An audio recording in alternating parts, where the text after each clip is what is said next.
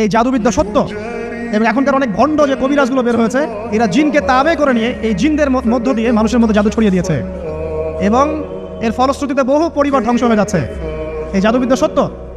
আরও একটা জিনিস সত্য, নবী সাল্লাল্লাহু আলাইহি ওয়াসাল্লাম বলেছেন ইন্না আইনাল হক, চোখের নজর সত্য। নবী করিম সাল্লাল্লাহু আলাইহি ওয়াসাল্লাম বলেছেন চোখের বদনজর সত্য। এই যে আমরা বলি ফেসবুকে এত বেশি ছবি দিয়েন না ভাই, ছবি তুলেন না, ছবি তুলেন না, বারবার যে বলে নিষেধ করি, কারণ কি জানেন? একটাই কারণ, বিকজ চোখ লাগাটা সত্য। মানুষের চোখ লাগে, এই কথা শুনলে অনেক মজুমদাররা হাসবে না? কথা বুঝতে পারেন নাই? কিন্তু এটা সত্য, কারণ নবী করিম সাল্লাল্লাহু আলাইহি ওয়াসাল্লাম যা বলেছেন সাদাকাল্লাহু ওয়া সাদাকা রাসূলুহুল কারীম, নবী যা বলেছেন, আল্লাহ যা বলেছেন, চিরায়ত সত্য, এর বাইরে কোনো সত্য আছে? আচ্ছা দেখেন, আমি বললাম যে জাদুবিদ্যা সত্য।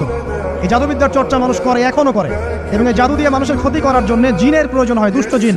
এই জিনগুলোকে মানুষ তাবে করে মানুষের ক্ষতি করার চেষ্টা করে। দেখবেন এখন গ্রামে গঞ্জে শহরে সব জায়গায় ছড়িয়ে পড়েছে না? দেখবেন, খুব সতর্ক থাকবেন। আমি পরে সলিউশন বলছি আপনাদেরকে। আরেকটা বলেছি, নবী সাল্লাল্লাহু আলাইহি ওয়াসাল্লাম বলেছেন চোখের বদনজর এমন সত্য যে একটা উটকে এই রান্নার ডেকচির মধ্যে ঢুকাই ফেলতে পারে। একটা উট খুব সুন্দর, ভালো, আপনি দেখছেন মাশাআল্লাহ বলেন নাই, নজর লেগেছে, উটটা মারা গেছে দেন, তারপর তাকে জবাই করে খেয়ে ফেলতে হয়েছে।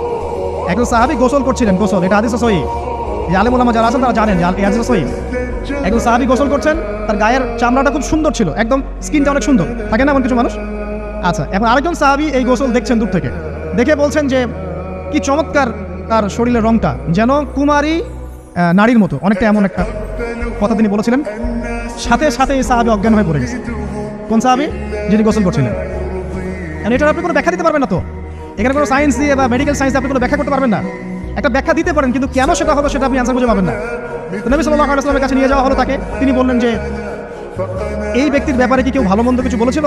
তখন একজন সাহাবী বলেন হ্যাঁ, অমুকে বলেছে এর স্কিনটা অনেক সুন্দর, ওকে ডেকে নিয়ে আসুন। ওকে ডেকে আনা হলো। ডেকে আনার পর নবীজি তাকে অনেক শাসালেন, তোমরা তোমাদের ভাইদেরকে কি মেরে ফেলতে চাও? কারণ এই সাহাবী তো অবাক, আমি আবার কখন মারতে চাইলাম ইয়া রাসূলুল্লাহ? আমি তো মারতে চাই নাই, আমি তো খালি বলেছি যে তার গায়ের রংটা অনেক সুন্দর। তখন তিনি বললেন কেন তুমি সুবহানাল্লাহ বললে না, কেন তুমি মাশাআল্লাহ বললে না? যখন মাশাআল্লাহ বলবেন, সুবহানাল্লাহ বলবেন, নজরটা লাগবে না। আর যখন আপনি মাশাআল্লাহ বলবেন না, সুবহানাল্লাহ বলবেন না, দেখবেন নজর লেগে গেছে। আপনি বিশ্বাস করেন ব্যবসা খুব ভালো চলছে, মানুষ বললো যে বাহ করতে ব্যবসা হেভি, লালে লাল শাহজালাল, ঠিক আছে, দেখবেন আপনার কেনা বেচা বন্ধ হয়ে গেছে। এরকম হবে, আমার কথাটা বিশ্বাস করেন। এটা কিন্তু সায়েন্স প্রমাণ করতে পারবেন না, আল্লাহ এবং তার রাসূল বলেছেন, তার উপরে কোনো সত্য নেই। আছে সূরা কাহফ 29 নম্বর আয়াত পড়ে দেখেন, আল্লাহ পাক বলছেন ওয়াকুলিল হাক্কু মির রাব্বিকুম, সত্য সেটাই যা তোমার রবের পক্ষ থেকে আসে। ফামান শাআ ফালইউমিন, যার ইচ্ছা হয় বিশ্বাস করুক, ওয়ামান শাআ ফালইয়াকফুর, যার ইচ্ছা হয় সে অস্বীকার করুক। এই কারণে আমরা বলি ফেসবুকে এত বেশি ছবি দেওয়া, এই আইওয়াশ করা, যে শোডাউন করা, হ্যাঁ, ইসলামে কিছু কাজ করলেন একদম মানুষকে না দেখাইতে পারলে ঘুম হচ্ছে না, এগুলো বন্ধ করেন, এগুলো বন্ধ করে দেন আল্লাহর ওয়াস্তে। অফলাইনে কাজ করেন, নিজেকে গোপন করার চেষ্টা করেন।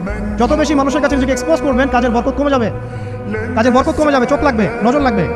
এবং চোখ লাগা বদনজরে বহু আলেম আস্তে আস্তে মাঠ থেকে মাইনাস হয়ে গেছে না? যায় নাই? এখন কি আলেমদের সংখ্যা বেশি না কম?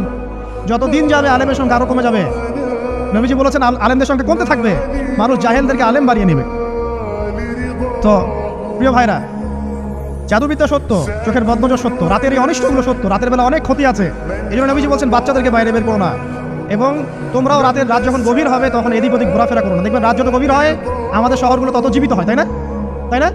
রাত যত গভীর হচ্ছে শহর তত জীবিত হয়। চায়ের দোকানে আড্ডা বেশি, ওই সিনেমা দেখছে, টিভি দেখছে, ক্যারাম খেলছে, লুডো খেলছে, ঘুম নাই। ঘুম কখন? ফজরের আগে। ফজরের নামাজ কিন্তু নাই, ফজর ঠিক আগে, আবার ওই যে জোহরের নামাজের সঙ্গে উঠতেছে। এখন আমাকে বলেন এরকম জেনারেশনকে দিয়ে কি আসলে ইসলামের কোনো খেদমত হবে? আচ্ছা, নবীজি রাতের বেলা আর্লি ঘুমাতেন, আল্লাহ পাক আমাদের সবাইকে তাড়াতাড়ি ঘুমানোর তৌফিক দান করুন। হ্যাঁ, আপনি ইলম চর্চা করলে রাত জেগে থাকতে পারেন, আপনি যদি জ্ঞান চর্চা করেন রাত জাগতে পারেন, আপনি কোনো গবেষণা করছেন, নামাজ পড়ছেন বা কোরআন হিফজ করছেন, আপনি রাতে আর্লি উঠবেন, এটা আলাদা বিষয়। কিন্তু কমনভাবে আমাদের এই যে ফেসবুক, ইউটিউবিং ইত্যাদিতে আমরা লিপ্ত থাকি, সারা রাতটা কাটাই আড্ডাবাজি করে, এগুলো বন্ধ করতে হবে। এগুলো বন্ধ না করলে ফিজিক্যালি আমরা সুস্বাস্থ্যের অধিকারী হতে পারবো না। সারা দিনটা আমাদের একটা কি বলবো অলসতার ভাবে যাবে, এবং দিনের বেলা কাজগুলো ব্যাহত হবে। এতে করে আমাদের উম্মার এই পুরো বড় যে তরুণ প্রজন্ম আছে, এদেরকে আপনি সম্পদে পরিণত করতে পারবেন না। তাই এই সিস্টেমটা চেঞ্জ করা দরকার। নবীজি রাতের বেলা এই সূরা বাকারা শেষে 3টা আয়াত তেলাওয়াত করতেন, আমরা করবো ইনশাআল্লাহ। আরেকটা আমল বলে দিই, নবী করিম সাল্লাল্লাহু আলাইহি ওয়াসাল্লাম রাতের বেলা সূরা মুলক তেলাওয়াত করতেন। কোন সূরা এটা? কোন সূরা? তাবারাকাল্লাযী বিয়াদিহি মুলক। কয়টা আয়াত আছে? 30টা আয়াত আছে। নবীজি বলেছেন সাল্লাল্লাহু আলাইহি ওয়াসাল্লাম এই সূরা আপনাকে কবরের আযাব থেকে বাঁচাবে ইনশাআল্লাহ। কবরের আযাব থেকে তো ভাই বাঁচা খুব সহজ নাকি? আমাদের মধ্যে এমন কেউ নাই, শোনেন, আমাদের মধ্যে এমন কেউ নাই, আলেম জালেম, মুফতি মুহাদ্দিস, রাজনৈতিক নেতা, পলিটিশিয়ান, বিরোধী দল, জাতি, তারপরে যে সরকার দল যে আছে না কেন, কবরের শাস্তি ফেস করবেন এমন একটা মানুষ নাই, কেউ নাই পৃথিবীতে। এই যে আপনি দেখছেন ওই যে কি ইসরায়েলের প্রধানমন্ত্রী, ওই রাশিয়ার প্রধানমন্ত্রী, ওই চায়নার সভ্যতা, পশ্চিমা সভ্যতা, এমন কেউ নাই পৃথিবীতে এখন যাকে কবরের শাস্তি ভোগ করতে হবে না। আছে? সবচেয়ে লঘু শাস্তি, মানে লঘু চাপ, এটা বলতে গেলে আসলে আমি ভাষা হারাই ফেলি। তারপরে বলছি আল্লাহ পাক আমাদের সবাইকে হেফাজত করুন, আমিন। একজন সাহাবীর নাম সাদ বিন মুয়াজ। কি নাম? নবী করিম সাল্লাল্লাহু আলাইহি ওয়াসাল্লামের সাথে একদম ডান হাত হয়ে যুদ্ধ করেছেন দীর্ঘদিন।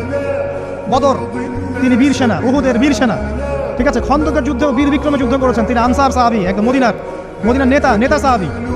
সব সাহাবী কিন্তু একরকম নন, কেউ ছিলেন নেতৃস্থানীয় সাহাবী, তিনি ছিলেন একজন নেতৃস্থানীয় সাহাবী, ঠিক আছে। সাদ বিন মুয়াজ, নবী করিম সাল্লাল্লাহু আলাইহি ওয়াসাল্লাম এত ভালোবাসতেন তাকে, এত ভালোবাসতেন যে তাকে নিজের মনে করতেন, যে সাদ বিন মুয়াজ আনসাররা আমার নিজের। চারটাখানি কথা। এই সাহাবীর খন্দকের যুদ্ধে এই যে হাতের এই দিকে, সম্ভবত হাতের এই রগের মধ্যে একটা তীর এসে লাগে এখানে, এবং তীরটা তিনি বের করতে গিয়ে রক্তটা ছিঁড়ে যায়। এরপর ফিনকি দিয়ে রক্ত বের হওয়া শুরু হয়। চিকিৎসা করে রক্ত বন্ধ করা যায় নাই, এবং এই রক্তের প্রবাহিত রক্তেই আল্লাহর ইচ্ছায় তিনি শাহাদাত বরণ করেন, তিনি ইন্তেকাল করেন। নবী করিম সাল্লাল্লাহু আলাইহি ওয়াসাল্লাম প্রচণ্ড ব্যথিত হন, মানে মনটা তার খুব নরম হয়ে যায় সাদ বিন মুয়াজ রাদিয়াল্লাহু আনহুর জন্য। তো এই সাহাবীর যখন জানাজার নামাজ পড়ানো হচ্ছে, নবীজি বলছেন 70,000 ফেরেশতা তার নামাজে অংশ নিয়েছে। আর এই সাহাবীকে যখন কবরে শোয়ানো হয়েছে, নবী করিম সাল্লাল্লাহু আলাইহি ওয়াসাল্লাম পরে জানিয়েছেন কবরের যে মৃদু চাপ, সাদ বিন মুয়াজ রাদিয়াল্লাহু আনহুর কবরেও সেই মৃদু চাপ দেওয়া হয়েছে। আমি কি বুঝাতে পারলাম ভাই? আমাদের কোনো দাম আছে এখন? এখনকার পলিটিশিয়ানদের কোনো দাম আছে? এখনকার সমাজ নেতার কোনো দাম আছে? এখনকার সুদখোরদের কোনো দাম আছে? এই ঘুষখোর দুর্নীতিবাজদের কোনো দাম আছে? আমরা যারা কাঠমোল্লা হয়ে আছি, আমাদের কোনো দাম আছে? সাদ বিন মুয়াজ রাদিয়াল্লাহু আনহু যদি কবরের শাস্তি তাকে না ছাড়ে, প্রশ্নোত্তর পর্ব তাকে না ছাড়ে, আমরা পার পাবো? নবী করিম সাল্লাল্লাহু আলাইহি ওয়াসাল্লাম বলছেন সূরা মুলক তেলাওয়াত করো রাতের বেলা, ইনশাআল্লাহ সূরা মুলকের তেলাওয়াত কবরের আযাব থেকে তোমাকে বাঁচাবে। আর আমাদের তো ভাই কবরে সবাই সাথে যাবে না, গার্লফ্রেন্ড যাবে না, বাপ মা ভাই বোন সবাই যাবে না। একজন ব্যক্তি সুদ খাচ্ছে, জিজ্ঞাসা করে দেখেন কেন খায়, বলবে তার সন্তানের জন্য খায়, তার বউয়ের জন্য খায়, তার মা বাবাকে দেখতে হবে তাই খায়, তাই না? একজন ব্যক্তি ঘুষ খায়, বলবে আমার পরিবারের জন্য খাই। একজন দুর্নীতি করছে, পুকুর চুরি করছে, বলবে দুর্নীতি করছে আমার পরিবারের জন্য খাই, পরিবার ভালো থাকবে। সবার একই এক্সকিউজ, যে পরিবার যেন ভালো থাকে, আমার সন্তানরা যেন ভালো থাকে, আগামী প্রজন্মের জন্য কিছু রেখে যেতে পারি, তাই না? এরকম একটা মানুষও কি আপনার সাথে কবরে যাবে? তাহলে এই বোকা মানুষ কেন বোঝে না যে আপনার কবরে আপনাকেই যেতে হবে? তাহলে আপনি কি কারণে, অন্যের কারণে নিজের পরকাল নষ্ট করছেন?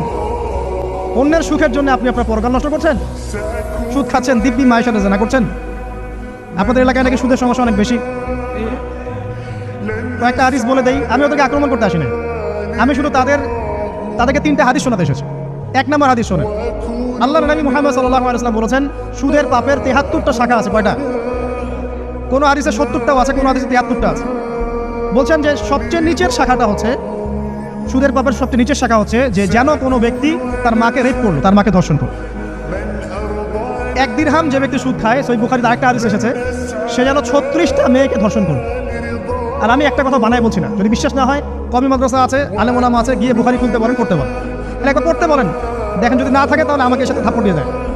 যদি না থাকে হাদিস এটা, তাহলে আমার গালে একটা থাপ্পড় দিয়ে যায়। আর যদি থাকে তাহলে আল্লাহর রাস্তায় সুদ খাওয়া ছেড়ে দেন। কোনটা করবেন? চ্যালেঞ্জ করবেন? নবীজি বলেছেন 1টা দিরহাম যে ব্যক্তি সুদ খায়, দিরহাম মানে কি? রৌপ্য মুদ্রা।